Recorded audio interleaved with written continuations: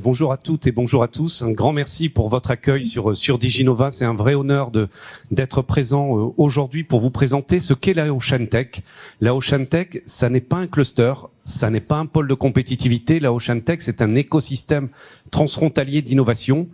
Donc Charlotte Ullmann nous a demandé de vous présenter rapidement ce qu'était la Oceantech, donc on va le faire en images, mais je vais laisser le soin à Joaquín Garatea de présenter en quelques mots qui il est et puis quel est son rôle à l'intérieur de la Oceantech. Merci Manuel. Je vais présenter avec un petit discours en basque, même si on n'est pas, il faut le faire. Parce que nous représentons aujourd'hui les deux côtés du Pays Basque. Mila esker zuen harreragaitik, Oceantecheko presidente ordea moduan mugaz gaindiko Oceantech proiektuaren aurkezpena ekartzen dugu gaur hona. Kaledonia Barriko gure lagunen artean, gure sarearen barruan sartzeko da gaur. Innovazioa eta ikerkuntza garapena lortzeko. Gure motoa baletik olatura da, denbora barriak eta hobekuntza lantzeko. Proiektu da hau eta kolaborazioen artean lortu nahi dugu. Je vais vous remercier pour l'invitation. Aujourd'hui, notre projet, qui a commencé comme un projet transfrontalier, est devenu un projet transcontinental, quand même. Nous avons un réseau que Manuel expliquera après, qu'aujourd'hui, la Nouvelle-Calédonie, ça va être part de cet réseau avec la signature de la rentrée de l'Oceantech. Notre réseau et notre projet a un contexte historique. Notre mot, ou notre motto, nous disons, qui vient de la baleine à la vague. Nous cassons des baleines il y a 100 ans des années et aujourd'hui, nous souffrons des vagues et nous allons digitaliser la plage avec des startups. Ça, c'est une constatation de l'échange de notre histoire économique et quand même, c'est difficile de le faire sans la collaboration et sans des réseaux internationaux. C'est pour ça que nous sommes prêts à travailler avec vous à ce nouveau projet qui c'est un défi pour tout. Merci beaucoup. Mil esker, Joaquín. Derrière ces quelques mots d'introduction de Joaquín Garatea, c'était pour vous montrer que la culture basque et la langue basque n'est pas un élément de repli sur soi, mais au contraire un élément de rayonnement à l'international et comment un petit territoire a pu s'ouvrir avec ce logo qui est cette baleine, cette illustration de la vague et finalement là où on chassait les baleines hier, on les protège et on va sur les océans. Donc plutôt qu'un long discours, quelques images sur ce qu'est la Oceantech avec les acteurs qui l'ont construite et puis après on rentrera sur quelques métriques. Merci.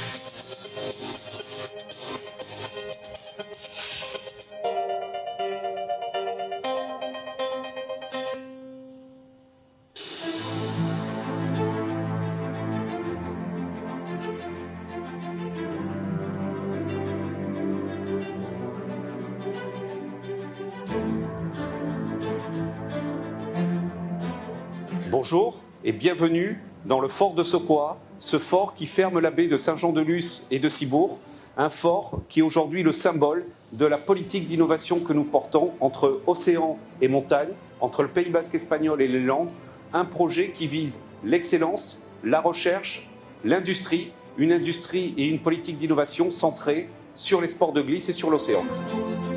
En 30 ans, parce qu'on a un peu plus de 30 ans maintenant, on a gagné un petit peu nos galons. Et d'entreprise, il y avait 2-3 personnes, on se retrouve avec des groupes internationaux. Quicksilver, Billabong, Rip Curl sont venus s'installer il y a quelques dizaines d'années pour développer des industries qui rayonnent à l'échelle mondiale. Et plus récemment, le Water Sports Center, le centre de conception mondiale de la marque Decathlon sur tous les sports d'eau. Pour Decathlon et pour ces marques de sport d'eau, l'innovation est quelque chose de central. Et la meilleure façon d'innover, c'est de bien connaître ses utilisateurs. Il se trouve que le meilleur endroit que nous ayons trouvé pour être au cœur des utilisateurs, eh ben, c'est ce site, les pieds dans l'eau, au cœur du Pays Basque. L'Ocean Living Lab est un très beau projet pour ça, avec à la fois des structures qui vont se créer à Saint-Jean-de-Luz, dans les anciens bureaux de Quicksilver ou le fort de Sokoa. Et ça va amener beaucoup de services à ces marques-là pour qu'eux ils puissent plus facilement se focaliser à la fois sur l'innovation et sur le business. L'ambition de l'Ocean Living Lab, c'est de faire de cette région un endroit très référent en matière d'innovation, d'open innovation, en particulier en se basant sur sa qualité première, c'est qu'on est au cœur des utilisateurs sportifs avec une véritable démarche très scientifique et de test. Il y a beaucoup de gens dans l'industrie du surf qui sont là par passion et par un choix de vie.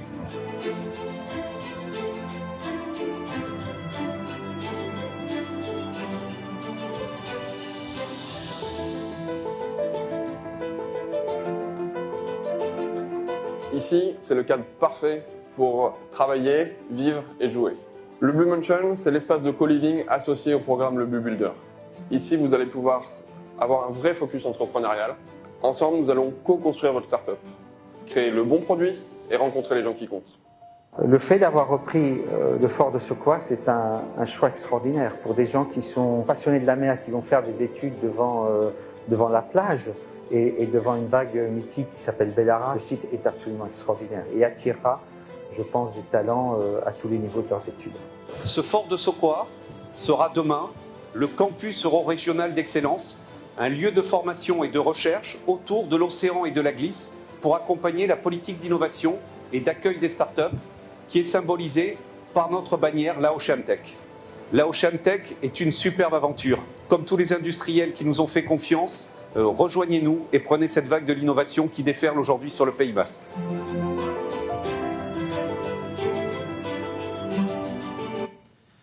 Donc vous avez compris, une démarche d'innovation qui est en mode start-up. On l'a lancée en mars 2016 et aujourd'hui, les verticales sur lesquelles nous travaillons, c'est évidemment le digital, les nanotechnologies, l'électronique organique et puis les action et outdoor sports. Tout simplement parce qu'on mêle ces 4 secteurs pour accompagner la transformation des entreprises de la glisse. Et quand tout à l'heure le président du MEDEF évoquait vos actions sur les nécessaires accompagnement des entreprises pour qu'elles préparent leur transition, mais c'est une industrie de la glisse qui a connu un grand succès et qui a connu aussi de grandes difficultés quand la crise est arrivée en 2012. Mais ces entreprises qui ont vu leur chiffre d'affaires fondre de 40% du jour au lendemain. Un groupe comme Quicksilver est passé de 100 millions de dettes saines par de la croissance externe à 1 milliard de dettes. Et donc ces entreprises aujourd'hui ont décidé, sur un petit territoire de 300 000 habitants, de se rapprocher d'un partenaire. Et Joaquin Garatea représente un des acteurs de la communauté autonome du Pays Basque, qui amène au travers du digital finalement les grands chiffres que vous voyez là, 400 entreprises, dont 280 qui viennent du monde du digital, 5 milliards d'euros de chiffre d'affaires générés par les entreprises du digital, et le cluster qu'anime Joaquin Garatea fait 2 milliards d'euros à l'export et investit 200 millions d'euros en R&D chaque année.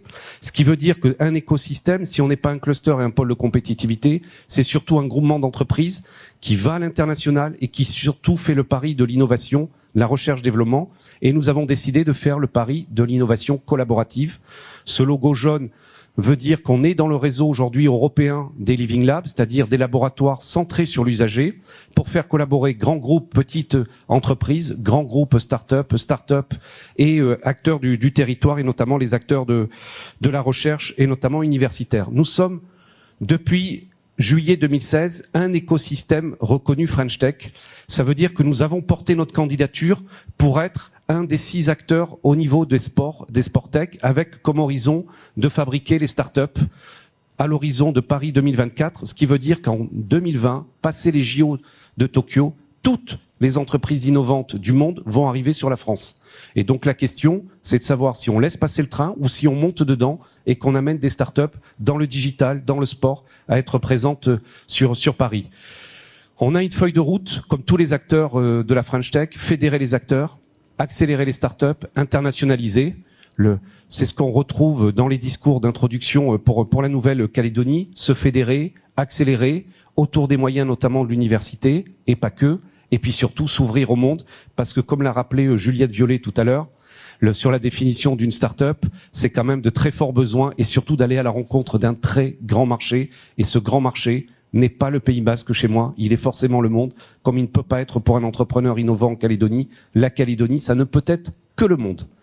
Ou alors, on est une entreprise plus classique, tout aussi respectable, mais ça dépend vraiment l'ambition du chef d'entreprise. Et comme le rappelait Juliette Violet, c'est très très dur et il faut beaucoup travailler.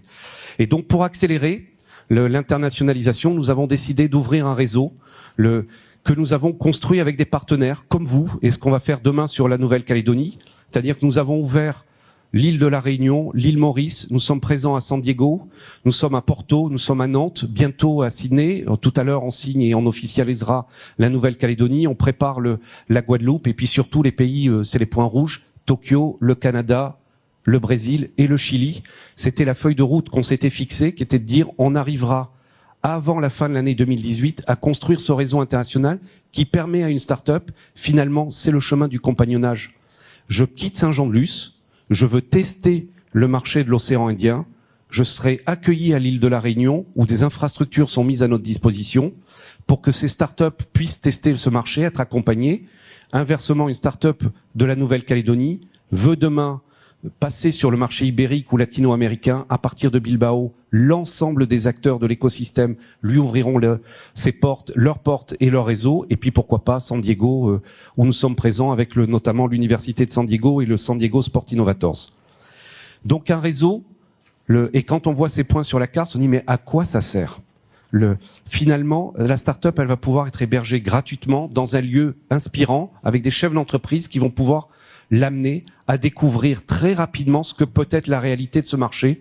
Et donc en vidéo très courte, ce qu'est Bilbao et ce que peut offrir aujourd'hui Bilbao dans l'écosystème pour accélérer des startups à la fois sur le marché ibérique et surtout latino-américain.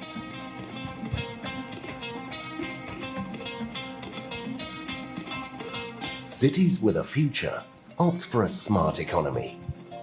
They know that this is the only way to achieve what they're looking for: progress and prosperity.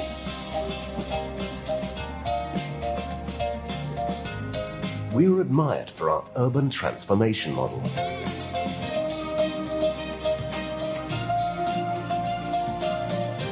We have already gone quite far. We have won the Nobel Prize for Cities.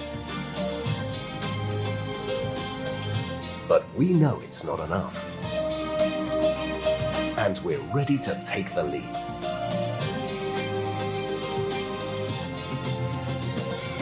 The revolution of knowledge and excellence has arrived.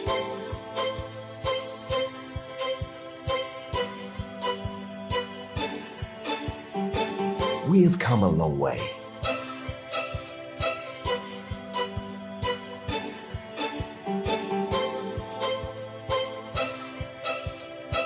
We can be really big.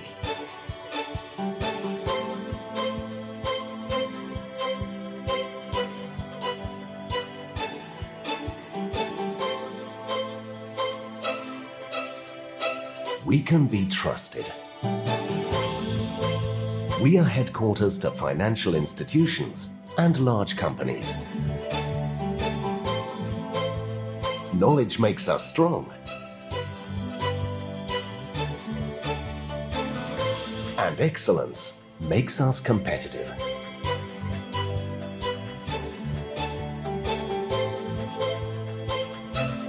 We have great plans.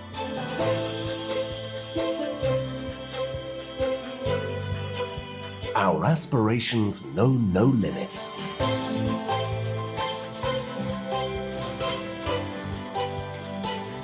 We are doing well.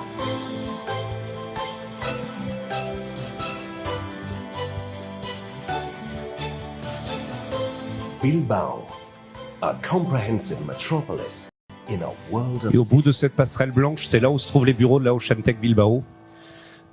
Et donc, au travers de ces quelques images, c'est vous montrer comment, en 45 minutes de voiture, les entreprises qui viennent là peuvent tester un marché d'1,5 million d'habitants. Et quand tout à l'heure, Juliette Violet l'expliquait dans cette vidéo, c'est des énormes moyens qu'a besoin la start-up, c'est une équipe, c'est des talents, et c'est surtout rencontrer très, très vite un marché. Une idée, elle doit aller sur le marché, elle doit être testée par le marché. On peut prendre un chemin qui est celui de déposer des brevets, de prendre du temps en bon père de famille, auquel cas, on n'est pas sur une start-up, on est sur un autre modèle. La start-up, elle doit aller vite sur le marché parce que d'autres, sinon, prendront la place. Et donc, ce réseau, c'est de faire grandir les entreprises. C'est ce que nous avons fait il y a une dizaine de jours en accueillant des start-up de notre réseau de la Ocean Tech, 4 qui venaient de La Réunion, 2 de Bilbao, de Nantes. Ces start-up, je vais vous amener à les découvrir au travers d'une courte vidéo sur ce qu'était le Bootcamp, un programme d'accélération où pendant 5 jours, on a mis en immersion des start-up avec 9 femmes chefs d'entreprise. Des femmes chefs d'entreprise, pour l'une d'entre elles, c'était l'ADG du groupe Accor. Pour l'autre, c'est la fondatrice d'un club, entre guillemets, de passionnés du numérique et de kitesurf, qui s'appelle The Galion Project. Et derrière, vous y retrouvez La Ruche qui dit oui, Blablacar, Pierre Kosciusko-Morizet et bien d'autres. Mais on n'y rentre que quand on a fait une levée de fonds de 2 millions d'euros et qu'on est passionné par le kitesurf, puisque tous les 2 mois, ils se retrouvent quelque part dans le monde pour discuter business et surtout pratiquer leur passion. Et si on s'amuse pas, alors on s'est peut-être trompé de modèle économique si on veut changer le monde.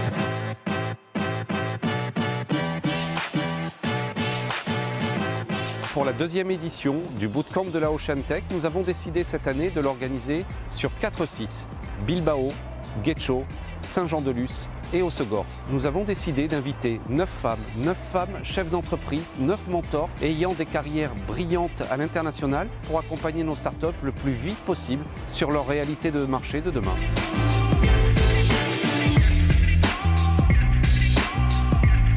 Ce qui est toujours super intéressant sur ces rencontres avec les startups, c'est le nombre et le foisonnement d'idées qu'elles peuvent avoir.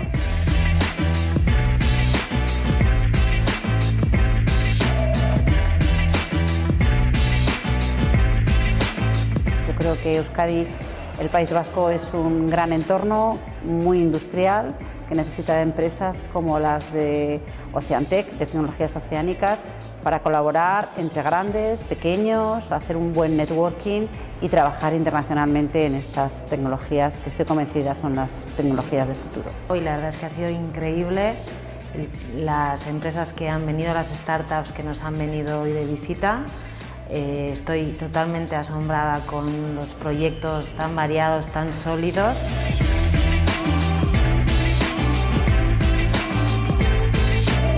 Con lo que nos quedamos es que nosotros estamos abiertos al mundo y que Vizcaya es un territorio muy atractivo que os puede ayudar.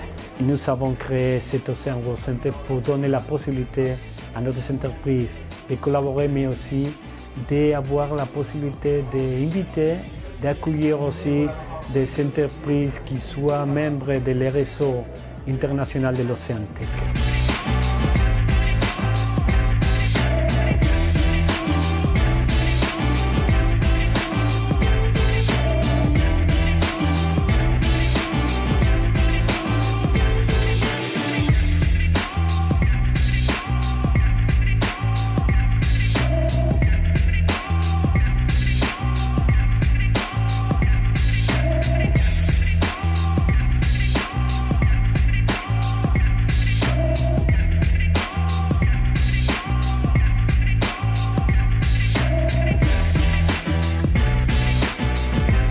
C'est un exercice vraiment intéressant de réfléchir à l'échelle d'un territoire qui en plus n'est pas le nôtre.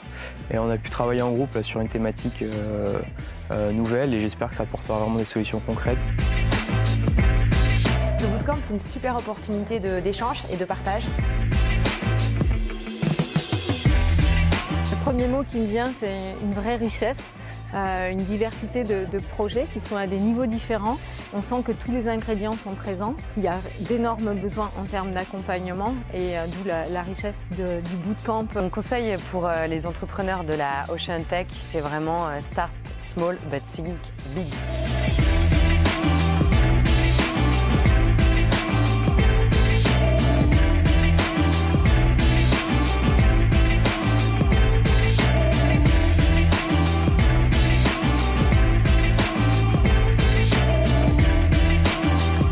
On est en train de passer une semaine extraordinaire parce que ça nous permet, avec la stimulation intellectuelle qu'on a autour de nous, de beaucoup progresser sur notre propre projet.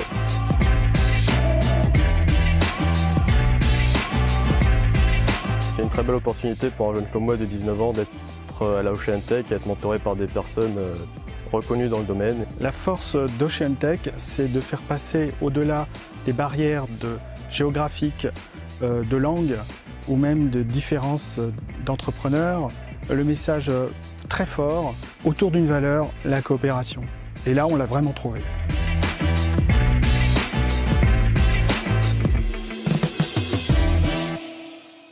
Vous avez vu qu'on manipule les langues, le basque, le français, l'espagnol, l'anglais. On amène des startups à être dans une dynamique internationale. Donc, c'est les langues de travail que nous avons aujourd'hui sur la OceanTech.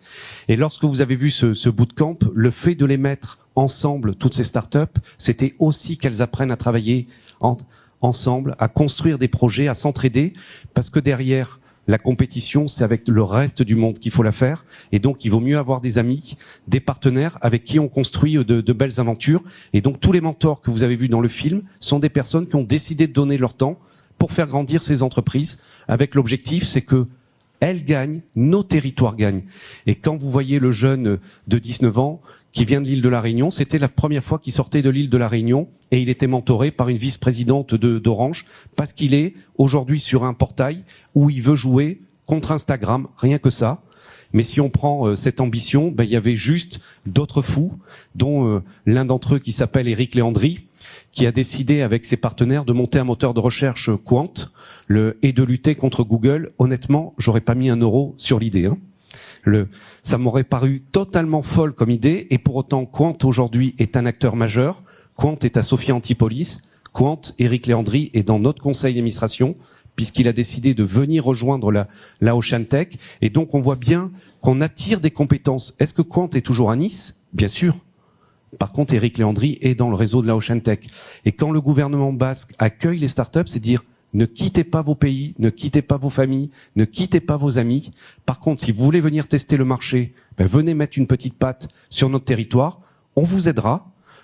À partir du moment où vous avez une personne, on met derrière vous toutes les aides possibles du territoire, depuis la fiscalité jusqu'à l'accompagnement et à la croissance de vos entreprises. Mais on n'a pas besoin que vous délocalisiez. Ce dont on a besoin, c'est d'un réseau international de talents. Et c'est ce qui était notre idée à la OceanTech, et on était certainement des fous quand on l'a créé.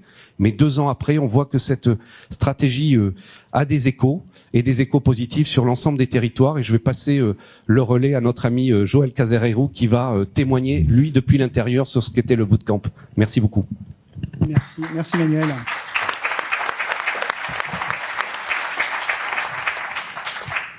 Alors le bootcamp, ça a été une expérience extrêmement positive. D'abord, on a été accueillis de manière royale à Saint-Jean-de-Luz et puis aussi à Bilbao. Et on a pu donc voir un petit peu et être mentoré aussi. L'exercice était de faire un pitch elevator en 3 minutes sur ce qu'on pouvait proposer comme valeur et qu'est-ce qu'on allait chercher auprès des investisseurs ou des partenaires. Et ça a été extrêmement positif donc de rencontrer en fait ces mentors et aussi les autres startups qui ont été, on a pu échanger, notamment redéfinir nous notre proposition, notre business model avec Pierre Kolb, j'ai oublié de le citer, mais Pierre est mon associé là-dessus, et aussi de rencontrer aussi un chef d'entreprise qui a 300 salariés, qui fait 130 millions de chiffre d'affaires et qui nous a fait un cours magistral. Et en fait, c'est le président de l'Athletic Bilbao. Voilà. Pour vous donner un ordre d'idée, Barcelone, c'est 10 fois plus. Voilà. Donc c'était très très instructif, et au niveau du management, au niveau de la manière dont il voit l'identité, son identité basque, et la manière dont il peut générer et construire autour. Et ça, c'était très profitable. Donc c'est comparable à notre territoire, donc il y a pas mal de choses qui sont intéressantes.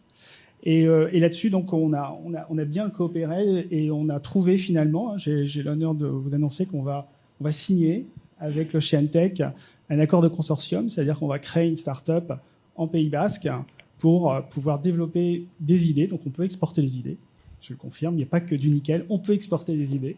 Et donc on va rester ici, mais avoir l'appui du réseau de Joaquin et de Manuel pour pouvoir développer des idées green tech sur le Pays Basque. Voilà. Merci beaucoup, Joël.